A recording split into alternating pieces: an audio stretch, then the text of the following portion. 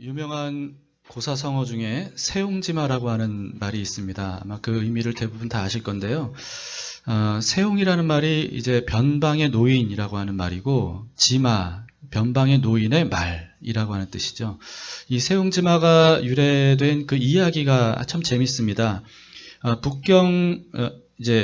중국 국경 지방에 한 노인이 살고 있었는데 어느 날 노인이 기르던 말이 도망가 버렸습니다. 그래서 이웃 사람들이 아이고 어떡하냐고 그러면서 위로를 하죠. 그랬더니 이 노인이 뭐 이 일이 좋은 일이 될 줄 누가 압니까? 그러면서 태평천하였다는 거예요. 그래서 그러던 중에 어느 날 보니까 이 도망간 말이 암말 한 마리를 데리고 온 겁니다. 그러니까 사람들이 정말 노인 말대로 됐다면서 축하한다고. 그랬더니 이 노인이 또 시큰둥하게 이게 또 화가 될 줄 누가 압니까? 이렇게 얘기했어요. 그러다가 이 아들이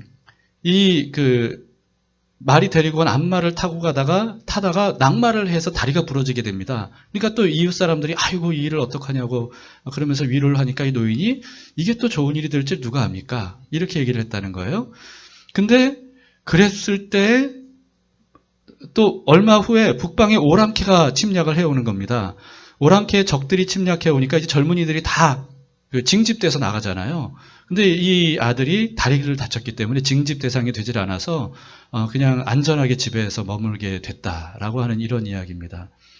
그래서 이게 좋은 일이 나쁜 일이 될 수도 있고 나쁜 일이 좋은 일이 될 수도 있기 때문에 일희일비하지 말고 모든 일들을 그때그때마다 섣불리 판단하지 말고 단정짓지 말자라고 하는 그런 교훈을 주는 세옹지마라고 하는 말입니다. 오늘 본문의 창세기 26장은요, 사실 이 세옹지마 이야기보다 더 세옹지마스러운 그런 이야기예요. 어떤 이야기냐면 이삭 때 일인데요. 아브라함 때처럼 이 가나안 땅에 또 큰 흉년이 들었습니다. 제가 말씀드렸죠. 이 가나안 땅이 그렇게 비옥한 땅이 아니라니까요. 그 성경에만 봐도 굉장히 자주 이렇게 큰 흉년이 드는데, 근데 아브라함 때와는 달리 하나님께서 이번에는 이삭에게 이집트로 내려가지 말라 이렇게 말씀을 하세요. 그래서 이삭이 이집트로 내려가지 않고 그랄 땅, 이제 블레셋, 여러분 블레셋을 성경에서 많이 보셨을 텐데 블레셋 땅이 그나마 좀 괜찮거든요. 그래서 그쪽으로 가서 이제 좀 머물게 됩니다. 근데 이 블레셋 땅에서 그 해 농사를 지었는데 한 해 만에 100배의 수확을 했어요. 그러니까 어마어마한 부자가 돼버린 겁니다. 이게 얼마나 좋은 일이에요. 그렇죠? 근데 이렇게 갑자기 부자가 되니까 블레셋 사람들이 시기한 거예요. 남의 땅에 들어와가지고 농사 지어서 이렇게 막 부자가 되니까 막 시기가 해서 우물을 막 막아버리고, 그리고 블레셋 왕 아비멜렉은 이삭에게 추방령을 내립니다. 너 여기 있으면 안 돼. 나가. 그래서 하루아침에 그 밭과 우물을 다 뺏기고 쫓겨나요. 그래서 어쩔 수 없이 이 이삭이 이동을 합니다. 이동을 해서 물이 필요하니까 힘겹게 우물을 파요. 근데 우물을 파니까 거기서 물이 터져요. 이게 얼마나 놀라운 일인지 몰라요, 여러분. 우리는 뭐 수도꼭지만 틀면 어디서든지 이제 물을 얻을 수가 있지만 고대 중동 지역에서는 이게 물 얻기가 굉장히 어려웠거든요. 우리나라보다 훨씬 척박한 땅이잖아요. 그러니까 땅 판다고 물이 나오는 게 아니에요. 근데 땅 팠더니 단번에 물이 콸콸콸콸 쏟아진 거예요. 여러분, 이거는 마치 온천 터진 거, 말하자면 우리나라로 치면 온천 터진 것, 온천 한번 터지면 어떻게 되는 거예요? 횡재죠. 엄청난 재산이, 대박이죠, 진짜. 로또 당첨된 거. 확률이 없는데 당첨되면 뭐 대박이잖아요. 그런 것과 같은 거예요. 얼마나 좋은 일이에요. 근데 이렇게 우물이 터지니까 그 지방의 목자들이 자기네 땅이라면서 그 우물을 또 빼앗아 버렸어요. 여러분, 그러니까 이게 얼마나 안 좋은 일이에요. 그래서 또 이동했어요. 그래서 우물을 팠어요. 그랬더니 단번에 또 물이 터지는 거예요. 얼마나 좋은 일이에요. 근데 그랬더니 또 그 지방 목자들이 이 우물을 또 빼앗아요. 얼마나 안 좋은 일이에요. 그래서 또 이동해서 우물을 팠어요. 그랬더니 또 물이 터진 거예요. 여러분, 이런 식으로 해서 파면 뺏기고 파면 뺏기고 이렇게 해서 부엘세바까지 이동을 하게 됩니다. 근데 부엘세바에 도착한 지 얼마 안 됐을 때 이삭을 내쫓았던 아비멜렉이 유력한 사람들과 함께 이 이삭을 찾아온 거예요. 그러니까 이삭이 이상하잖아요. 아니, 나를 쫓아낼 때는 언제고 왜 나를 찾아오지? 그래서 왜 왔냐고 경계하면서 아마 물어봤겠죠. 그랬더니 아비멜렉이 뜻밖의 말을 합니다. 28절, 29절에 이렇게 되어 있어요. 그들이 이르되 여호와께서 너와 함께 계심을 우리가 분명히 보았으므로 우리의 사이 곧 우리와 너 사이에 맹세하여 너와 계약을 맺으리라 말하였노라. 너는 우리를 해하지 말라. 이는 우리가 너를 범하지 아니하고 선한 일만 네게 행하여 네가 평안히 가게 하였음이니라. 이제 너는 여호와께 복을 받은 자니라. 참 뻔뻔스럽죠? 너를 선한 일로 보냈다. 뭐 해한 적이 없다. 뭐 이렇게 얘기를 하는데 얼마나 뻔뻔해요. 여러분 근데 이게 얼마나 놀라운 일이냐면 아비멜렉은 물론 큰 나라는 아닐지라도 블레셋의 왕이에요. 근데 이삭은 어떤 사람이냐면 정착하지 못하고 떠돌아다니는 그런 나그네에 불과한 사람이었습니다. 그런데 이런 이삭에게 왕이 찾아와서 동등한 입장에서 우리 화친을 맺자. 상호 불가침 조약을 맺자. 지금 그거를 아비멜렉 왕이 먼저 제안하는 거예요. 근데 더 놀라운 건 뭐냐면요. 아비멜렉이 뭐라고 말했냐면 여호와께서 이삭과 함께 하심을 봤대요. 그리고 이삭은 여호와께 복을 받은 자래요. 그 중에서 여러분 아비멜렉이 하나님이라고 표현하지 않고 여호와라고 표현한 게 아주 중요한 포인트입니다. 왜냐하면 성경에서 하나님이라고 번역된 단어는 원래 엘로힘이라는 단어인데요. 그냥 일반적으로 사용되는 엘로힘은 신들이라고 하는 뜻이에요. 그러니까 일반 명사예요. 신들을 나타내는 일반 명사. 물론 특별한 경우에는 여호와 하나님을 지칭하는 명사로도 쓰지만 근데 여호와는 이 고유명사죠. 유일한 하나님, 그분의 이름을 나타내는 게 바로 이 여호와입니다. 근데 아비멜렉이 일반 명사인 하나님이라고 말하지 않고 콕 집어서 이삭의 하나님인 여호와라고 말한 거예요. 그러니까 이걸 통해서 우리가 뭘 알 수 있냐 하면 이삭의 하나님이 여호와라는 신이라는 것을 아비멜렉이 알고 있었고 그리고 이삭을 인정할 뿐만 아니라 이삭의 하나님인 여호와를 지금 인정하고 있는 거예요. 그리고 지금 이삭을 굉장히 두려워하고 있는 거거든요. 뭐라고 얘기를 했냐면 이삭에게 너는 우리를 해하지 말라. 아니 왕이 나그네에 불과한 이삭에게 지금 해하지 말라고 부탁하는 거예요. 두려워하고 있는 거예요. 근데 이렇게 이삭을 두려워한 이유가 뭐냐 하면 이삭이 두려워서가 아니라 이삭과 함께 하시는 여호와 때문이라는 거죠. 지금 그것을 아비멜렉이 직접 말하고 있는 겁니다. 자, 여러분 이삭을 쫓아냈던 아비멜렉이 왜 이렇게 갑자기 자세를 낮춰서 이렇게 말하고 있을까요? 왜냐하면 우리가 지금 봤듯이요. 이삭의 그동안의 행보를 봤잖아요. 그 행보를 보니까 이게 놀라운 일인 거예요. 자, 블레셋 땅에서 한 해 만에 100배 농사를 거둘 때만 해도 아마 아비멜렉은 운이 좋다 이렇게 생각했을지도 모릅니다. 왜냐하면 이때는 가뭄 때였잖아요. 그러니까 블레셋 사람들도 아마 좀 수확을 제대로 못했었던 것 같아요. 그런데 희한하게도 놀랍게도 이삭만 100배를 얻었거든요. 그러니까 뭐 굉장히 운이 좋았나? 기술이 좋은가? 농사법이 다른가? 뭐 이런 생각을 했을 수도 있어요. 아니면 그 땅만 좋은 땅인가? 우리가 발견하지 못했는데? 뭐 이렇게 생각했을 수도 있어요. 그래서 쫓아냈죠. 그런데 이삭이 이동하는 동안 무슨 일이 일어나는 거예요? 아니 로또가 한 번만 당첨돼도 이게 놀라운 일인데 살 때마다 당첨된다고 한번 생각해 보세요. 온천이 땅을 팠더니 한 번 만에 터지는 것도 놀라운 일인데 파는 곳마다 온천이 나왔다고 생각해 보세요. 이거는요, 이건 이삭의 어떤 지혜나 뭐 실력이나 경험이나 이런 것을 훨씬 초월하는 그런 놀라운 일들인 거죠. 그러니까 아비멜렉이 볼 때 이거는 사람의 실력과 능력이 아니다. 이것은 이삭이 믿는 여호와가 지금 이삭을 복주고 있는 거구나. 이삭과 함께하고 있는 거구나.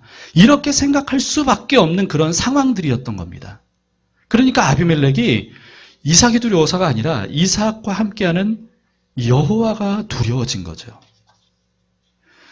여러분 우리도 이삭처럼 하나님께서 함께 하셔서 이런 복을 받는 삶을 살고 싶은 그런 사람들이잖아요. 근데 오늘 본문을 통해서 우리가 간과하지 말아야 할 게 있습니다. 하나님께서는 이삭과 함께 하셨어요. 이것을 분명히 아비멜렉이라고 하는 왕조차도 깨달을 정도였습니다. 그런데 하나님께서 이삭과 함께 하셨다고 해서 항상 좋은 일들만 있었던 것은 아니었다는 거예요. 자, 100배 농사를 지어서 얻었는데 그 밭과 우물을 뺏겼죠. 우물을 팠는데 뺏겼죠. 우물을 팠는데 또 뺏겼죠. 이런 식이었던 거예요. 여러분, 한번 생각해 보세요. 뭐 로또에 대해서 여러분들께 말씀드렸지만 예를 들어서 로또 1등 당첨됐어요. 너무너무 기뻤어요. 이거 이제 은행 가서 이거 현금으로 바꾸면 이게 어마어마한 재산인 거잖아요. 그런데 가다가 이 로또 당첨권을 도둑 맞았어요. 강도 맞았어요. 여러분, 그러면 차라리 당첨되기 전보다, 당첨이 안 된 것보다 훨씬 큰 상실감, 훨씬 큰 아픔, 낙심, 우울함, 억울함, 이런 게 생기게 돼 있잖아요. 그러니까 이삭이 하나님과 함께하는 사람이었지만, 그래서 우물을 갈 때마다 이게 파긴 했지만, 그러나 그걸 빼앗길 때마다 이 이삭의 심정이 얼마나 억울했겠어요. 얼마나 분통 터지고 얼마나 화가 났겠어요. 이렇게 무기력하게 반복적으로 뺏기고 쫓겨나는 일들이 이삭에게는 정말 힘든 일이었을 겁니다. 여러분, 우리는 하나님께서 우리와 함께 하시면 이런 어려움이나 이런 억울함, 이런 일들 당하지 않기를 원하잖아요. 하나님을 믿는 사람인데, 하나님께 복받은 사람이라면서 왜 이런 일을 당하냔 말이에요. 우물 파면 뭐예요? 뺏기는데. 가는 데마다 우물 파면 뭐예요? 뺏기는데. 그 사람들 배만 불리는 거지. 그 사람들 재산만 늘리는 거지. 우리는 꽃길을 걷기만을 바라지만, 그러나 우리의 인생은 사실 그렇지 않더라는 거죠. 이렇게 불행처럼 보이는 일들을 당할 때가 예수 잘 믿는 사람들도 마찬가지로 많이 자주 일어나게 된다는 겁니다. 여러분, 우리는 이것을 일찌감치 받아들여야 돼요. 예수 믿는다고 해서 이런 불행한 일, 어려운 일들이 안 생기는 건 아니다. 생길 수 있다. 라고 하는 것을 일찌감치 받아들여야 됩니다. 그러면 이런 일들이 일어날 때 그냥 뭐 예수 믿어도 어쩔 수 없구나, 그냥 억지로 꾹 참고 그냥 당할 수밖에 없는 거구나, 이렇게 생각하기 쉬운데 그렇지 않아요, 여러분. 그렇지 않습니다. 우리는 본문에서 이삭이 억울하게 이 빼앗기고 쫓겨날 때마다 그 상황들을 어떻게 이기고 극복했는지를 성경을 통해 볼 수가 있습니다. 그리고 결국은 아비멜렉에게 인정을 받을 수 있었던 이 이유가 뭔지를 볼 수 있는데요. 24절을 보겠습니다. 그 밤에 여호와께서 그에게 나타나 이르시되 나는 너의 아버지 아브라함의 하나님이니 두려워하지 말라. 내 종 아브라함을 위하여 내가 너와 함께 있어 네게 복을 주어 네 자손이 번성하게 하리라 하신지라. 여러분, 이삭은 그럴 때마다 어떻게 이런 일들을 이겨내고 극복할 수 있었습니까? 하나님께서 함께 하셨어요. 하나님이 나타나셨어요. 하나님이 위로하셨어요. 하나님이 주신 약속을 다시 상기시켜 주셨어요. 그리고 그 약속을 하나님이 반드시 이루실 것이기 때문에 낙심하지 말고 계속해서 나아가라고 그렇게 격려하셨습니다. 그래도 우리는 이런 의문을 가질 때가 있어요. 왜냐하면 우리가 원하는 건 이게 아니거든요. 기왕 하나님이 복을 주실 거면 애초에 빼앗기질 말게 하시든지, 빼앗으려고 하는 사람들을 그냥 그 자리에서 단번에 벌을 주시든지, 그렇게 해야 이게 하나님이 함께 하시는 그런 삶이지, 하나님이 복 주시면 뭐예요? 그거 다 뺏기는데. 왜 하나님이 그때는 내버려 두시고, 왜 나중에서야 뭐 말씀 몇 마디로 위로하시고 격려하시냐, 이 말이에요. 이게 이해가 안 될 때가 많이 있잖아요. 사업이 좀 망하기 전에, 사고를 좀 당하기 전에, 깊은 질병에 걸리기 전에, 억울한 일 당하기 전에, 사기 당하기 전에, 그때 하나님이 미연에 애초에 그것을 원천 차단하시면서 막아주셔야, 그래야 하나님이 함께하는 사람의 삶이지. 여러분, 우리는 그렇게 생각할 때가 많이 있습니다. 여기에 대해서는 사실 제가 드릴 말씀이 많아요. 근데 뭐 오늘 또 시간상 다 드릴 수는 없고요. 오늘 한 가지만 말씀드리자면, 만약에 하나님이 그때마다 애초에 그런 어려움들을 아예 원천 차단해 주셨다. 여러분 한번 그렇게 생각해 보세요. 그러면은 우리는 믿음과 인내를 배울 기회를 잃어버리게 되는 겁니다. 지난주에 제가 말씀드렸듯이 믿음은 내 뜻대로 되지 않을 때, 그때 비로소 그 진상이 드러나게 돼요.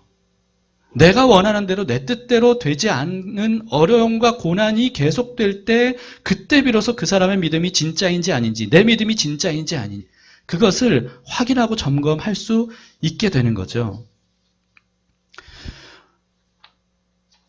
그래서 만약에 하나님께서 모든 어려움을 원천 차단해 주시면 우리는 하나님을 믿는다는 것이 뭔지를 제대로 배울 수가 없게 되는 겁니다. 그래서 가짜 믿음인데 진짜 믿음인 줄 착각하고 계속 그 믿음 가지고 살다가 결국은 망할 수밖에 없는 거예요. 믿음이란 원래 그런 거거든요. 지난주에 말씀드렸잖아요. 믿음은 내가 원하는 대로 되지 않아도 하나님께는 뭔가 이유가 있을 거야. 선하시고 온전하신 그분의 뜻이 그렇다면 그건 내가 알지 못하는 어떤 뭔가가 이유가 있을 거야 라고 하는 게 믿음이거든요. 근데 그런 생각과 그런 믿음이 나에게 있음을 확인하려면 어려운 상황, 뜻하지 않은 일들, 이런 일들 속에 깊이 오래 들어가 봐야만 알 수 있다는 겁니다. 믿음도 그렇고 인내도 그렇습니다. 인내는 어려운 상황이라는 토양에서 믿음이라고 하는 걸음을 통해서만 자라나는 게 바로 인내예요. 어려운 상황도 믿음도 없으면 여러분 인내가 자랄 수가 없습니다. 뭐 참을 게 있어야 인내가 자라죠. 참을 게 별로 없는데, 견딜 게 별로 없는 게 무슨 인내가 자라겠어요. 그렇기 때문에 성경에서 말하는 인내는요, 무조건 꾹 참으라 이게 아니에요. 무조건 꾹 참으라 이게 아니라, 만약에 인내가 그런 것이라면 누구나 다 실패할 수밖에 없죠. 근데 성경에 가르쳐주는 인내는 뭐냐 하면요, 그런 상황일 때, 어려운 상황일 때 하나님을 믿고, 함께 하시는 하나님을 믿고 하나님이 하실 거야 라고 하는 기대와 소망 가운데 기다리는 거, 기꺼이 기다리는 거, 이게 바로 성경이 우리에게 알려주고 있는 인내라고 하는 겁니다. 여러분, 기꺼이 기다린다 그랬어요. 기꺼이가 뭐예요? 기쁜 마음으로. 지금 힘들지만, 어렵지만, 이게 어떻게 해결될지 모르지만, 막막하지만, 그러나 하나님이 나와 함께 하셔. 그렇기 때문에 하나님이 뭔가 이 일을 통해 하실 일이 있을 거야 라고 믿고 기쁜 마음으로 하나님이 하실 일이 뭘까? 여러분, 이렇게 기쁜 마음으로 인내할 수 있다면 결국은 누구나 다 성공할 수 있는 거예요. 끝까지 인내할 수 있는 겁니다. 기쁜 마음이 있으니까. 그래서 바울이 이렇게 말했습니다. 로마서 5장 3절 4절에 다만 이뿐 아니라 우리가 환난 중에도 즐거워하나니 이는 환난은 인내를, 인내는 연단을, 연단은 소망을 이루는 줄 알미로다. 바울이 뭐라 그랬어요? 환난 중에도 뭐 한다고요? 기뻐한대요. 왜냐하면 인내가 결국은 소망을 이루게 하니까. 우리도 어려운 상황을 맞이할 때마다 끝까지 믿음으로 인내해서 소망을 이룰 수 있기를 바랍니다. 여러분, 소망이 이루어지는 것은 금방 이루어지는 게 아니에요. 그리고 금방 이루어지는 것은 금방 사라집니다. 정말 우리가 소망이 이루어지려면 긴 시간이 필요해요. 긴 시간. 여러분, 긴 시간을 우리가 소망을 이루려면 반드시 그 과정에 인내가 필요한 거예요. 그래서 소망을 이루려면 하나님의 약속을 끝까지 믿고 끝까지 인내하는 것이 반드시 필요합니다. 이런 인내를 우리가 배울 수 있기를 바랍니다. 이렇게 하나님은요, 어려운 일들을 원천 차단하지 않으셔서 우리가 성장할 수 있는 기회로 삼으십니다. 끝까지 믿음으로 인내할 수 있도록 그러면서 그때그때마다 우리를 위로하시고 격려하시고 지금은 힘들지만 참아라. 결국은 이런 열매를 맺을 거야. 내가 너에게 약속했잖아. 라고 하면서 하나님의 약속을 생각하도록 그렇게 격려하세요. 다시 한번 일어나서 가자. 또 한번 가자. 이렇게 말씀하시는 거죠. 한동영 사모가 저자 인터뷰에서 이런 말을 했던 것을 여러분들이 다 보셨을 겁니다. 하나님께서 우리에게 원하시는 것은 그리스도의 장성한 분량까지 성장하는 것인데 고난 없이 성장한 사람이 있을까요? 갈등에 수없이 부딪혀본 경험 없이 사람을 돕는 인격이 성장할 수 있을까요? 없다는 거죠. 이런 말을 했어요.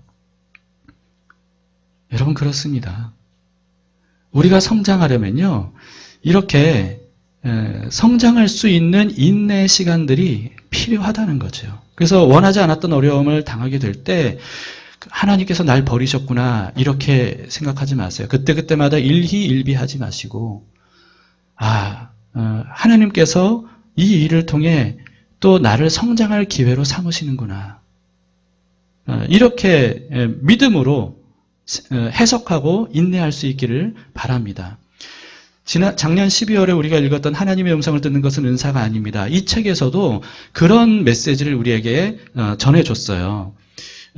거기서 어떻게 어려운 일을 당할 때 어떻게 기도하라고 가르쳐줬냐면 하나님 이 일을 통해 제가 무엇을 배우기를 원하십니까? 이렇게 기도하라고 알려줬습니다. 기억나시나요? 그렇습니다, 여러분.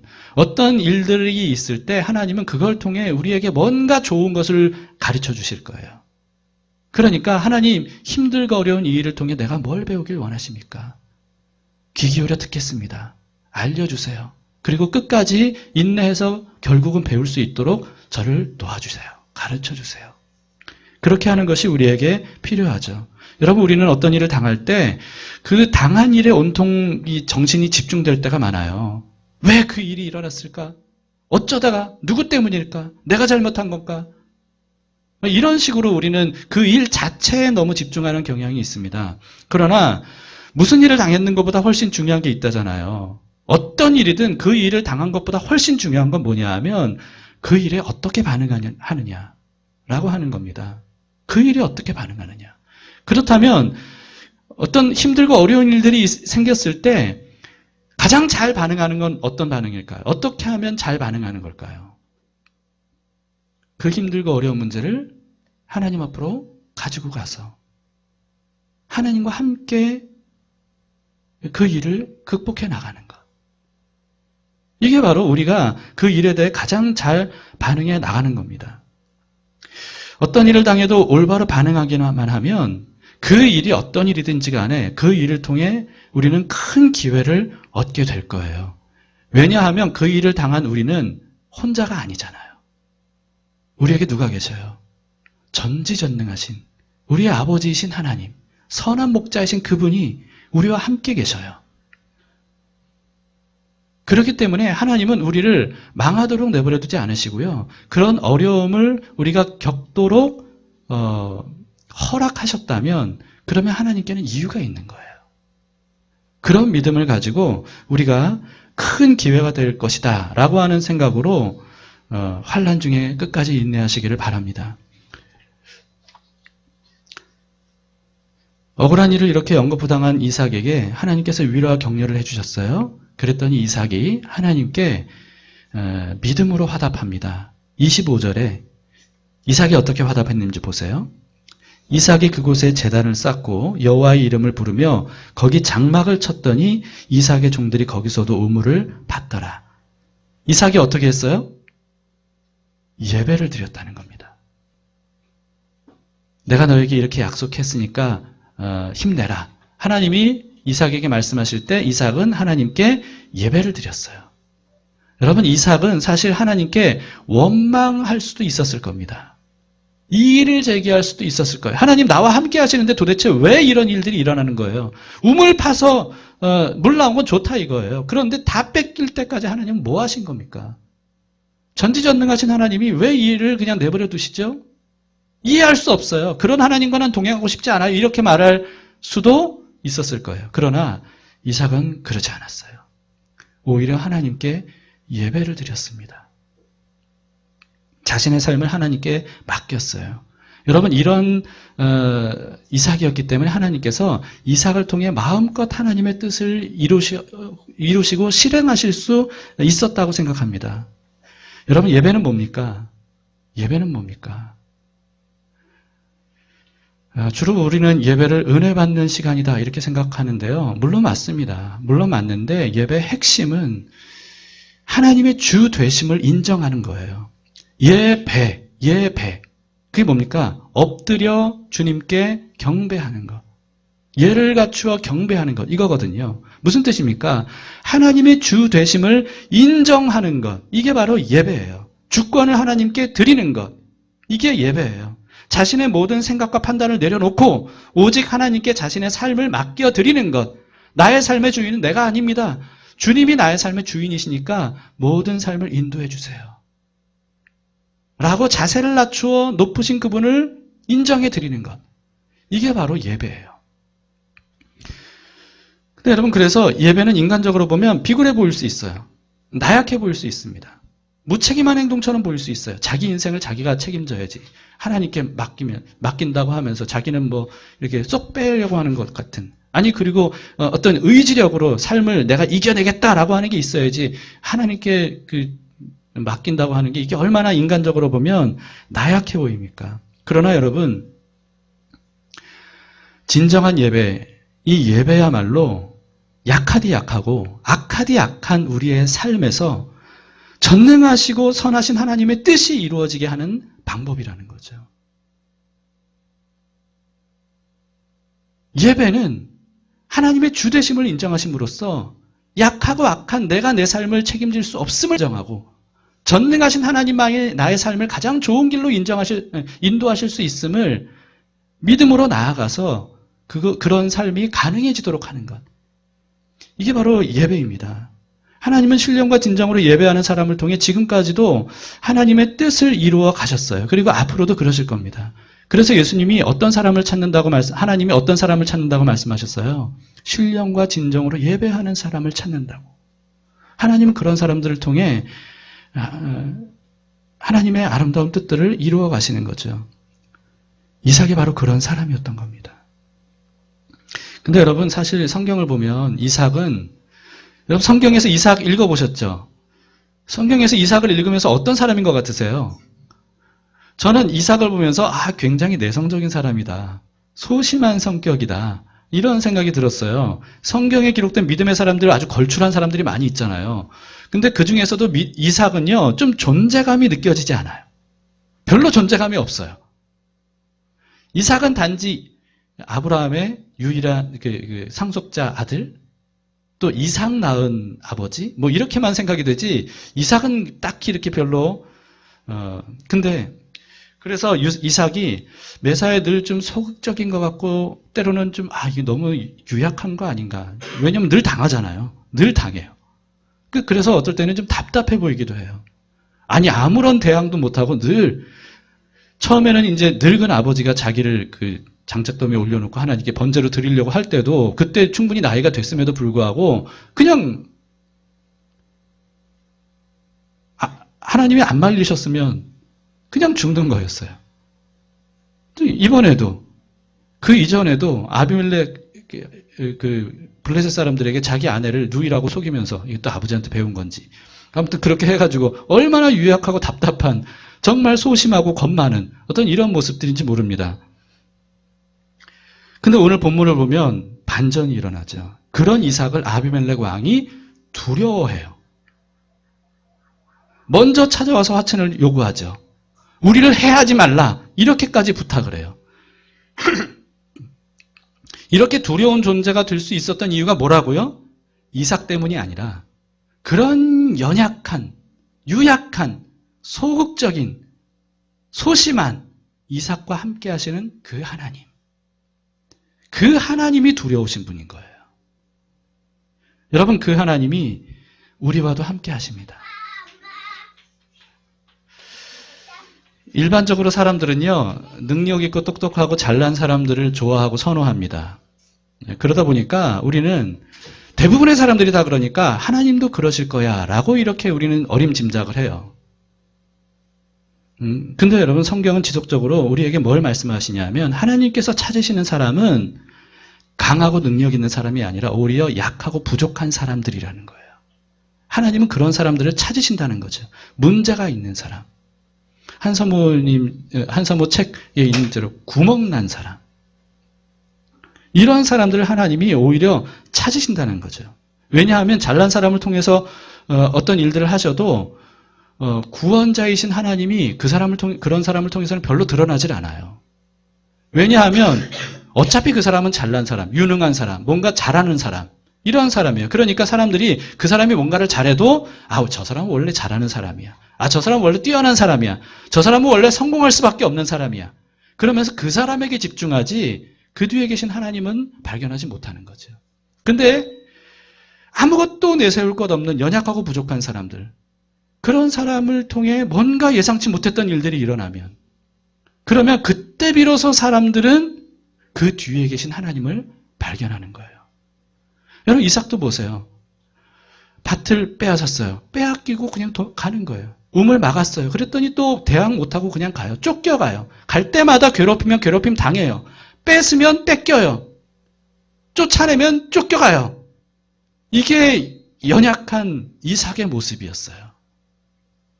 그런데 그런 이삭을 아비멜렉이 보면서, 아니 이런 사람인데 어떻게 이런 일들이 일어나지?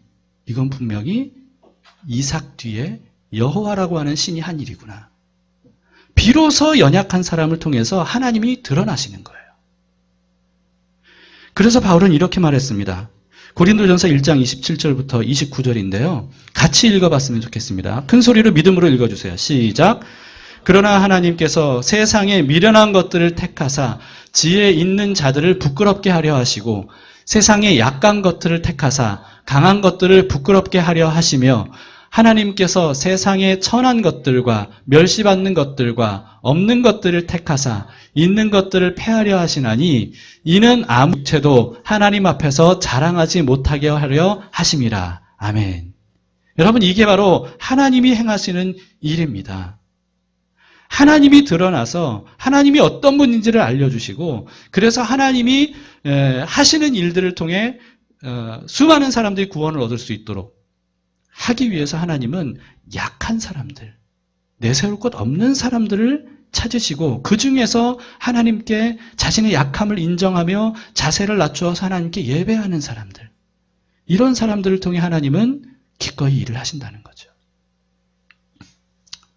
또 고린도후서 6장 8절부터 10절까지도 우리 같이 읽어봅시다.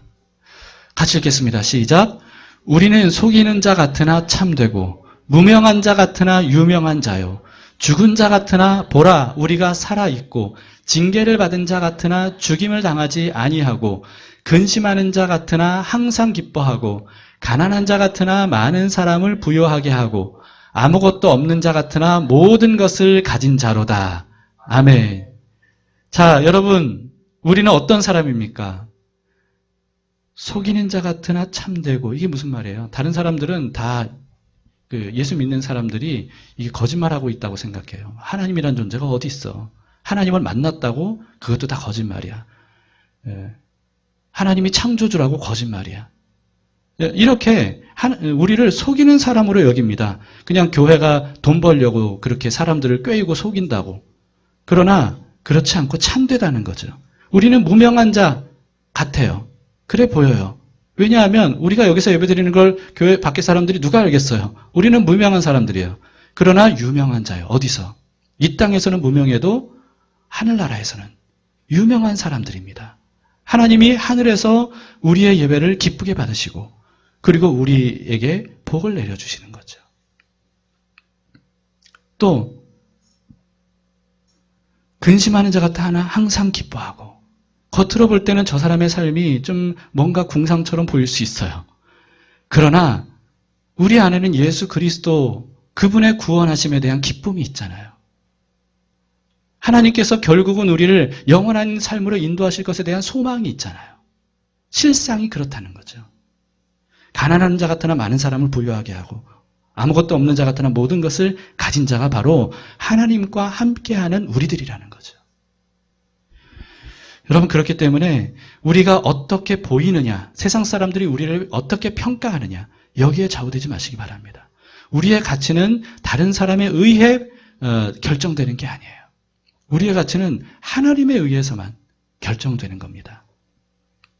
함께하는, 하나님과 함께하는 삶, 여러분 살고 계십니까? 우리는 이미 이런 사람이 되었습니다. 그리고 이런 삶을 살 수가 있습니다. 근데 여러분 오해하지 마세요. 고린도후서 12장 10절을 한번 보세요. 그러므로 내가 그리스도를 위하여 약한 것들과 능력과 궁핍과 박해와 곤고를 기뻐하노니 이는 내가 약한 그때 강함이라. 여러분, 이 말씀 어떻게 그동안 이해하셨습니까? 저는 이 말씀을 처음에는 어떻게 이해했냐면 예수님을 통해 약한 내가 강해질 수 있구나. 이렇게 이해를 했었어요. 근데 오랫동안 약하게 살다 보니까 이 말씀의 진짜 의미가 뭔지를 나중에서야 깨닫게 됐어요.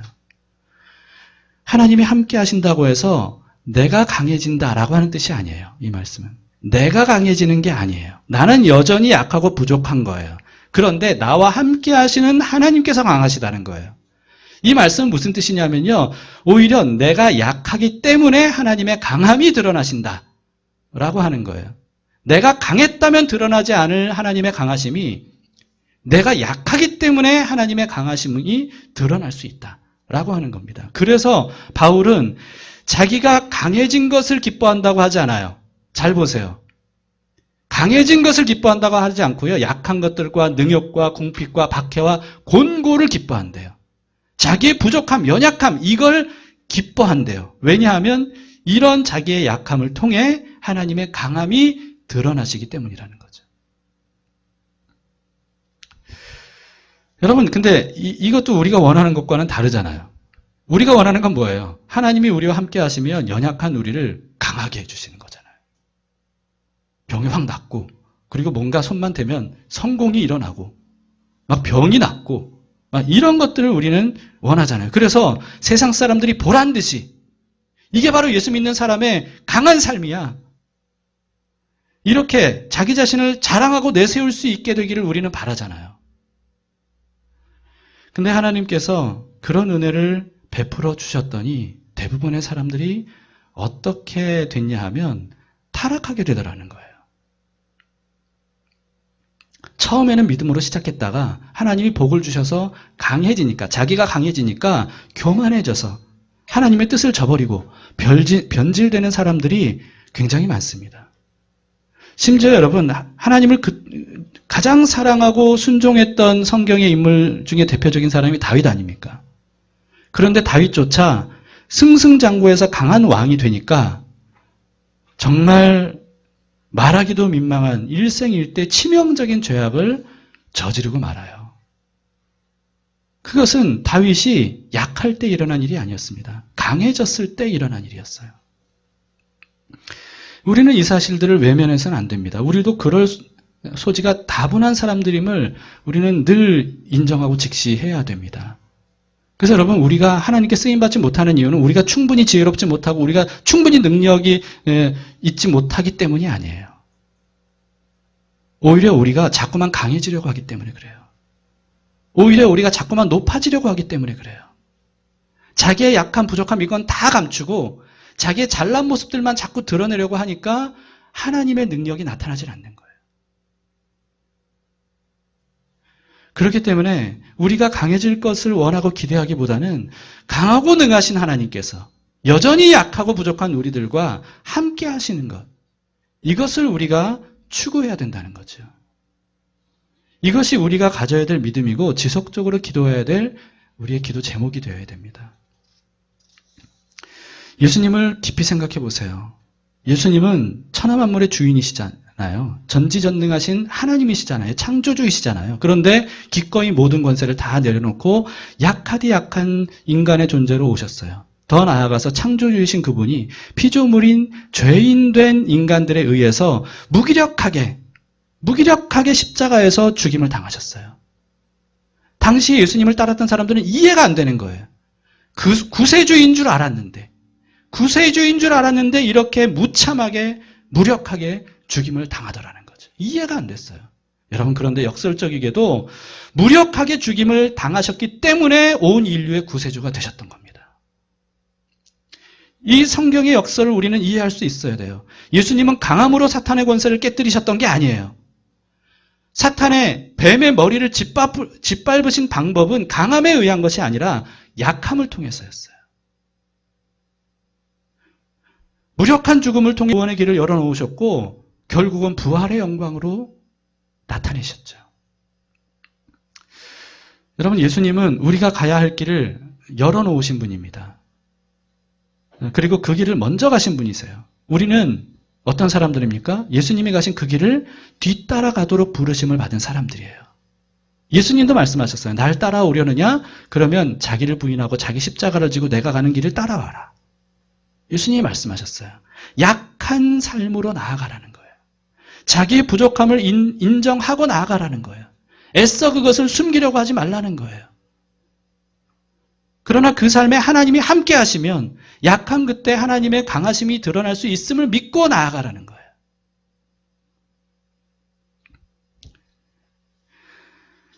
이게 바로 어린 양이 어디로 가든지 순종하며 따라가는 14만 4천의 삶이라는 거죠. 말씀을 마치겠습니다. 여러분, 오늘 본문은 세옹지마와 매우 비슷하다 그랬죠? 정말 비슷하죠? 근데 결정적으로 다른 점이 있습니다. 근데 그 다른 점이 치명적이에요. 세옹지마는 행, 불행, 희비, 이게 수없이 교차하는 것이 바로 인간의 삶이라는 거예요. 그게 인생이라는 거예요. 그런 교훈을 우리에게 주고 있고 이런 교훈은 굉장히 유익합니다. 일비하지 말라는 거죠. 그러나 여러분, 세옹지마의 끝은 행으로 끝날까요? 불행으로 끝날까요? 희로 끝날까요? 비로 끝날까요? 결국은 불행으로 끝날 수밖에 없습니다. 왜 그렇습니까? 성경이 그 사실을 이렇게 말씀하고 있어요. 로마서 3장 23절에 모든 사람이 죄를 범하였으며 하나님의 영광에 이르지 못하더니, 히브리서 9장 27절에 한 번 죽는 것은 사람에게 정해진 것이요 그 후에는 무엇이 있어요? 심판이 있으리니. 행불행, 희비 계속 교차되다가 결국 모든 인류의 운명은 뭡니까? 심판에 이르는 거예요. 왜?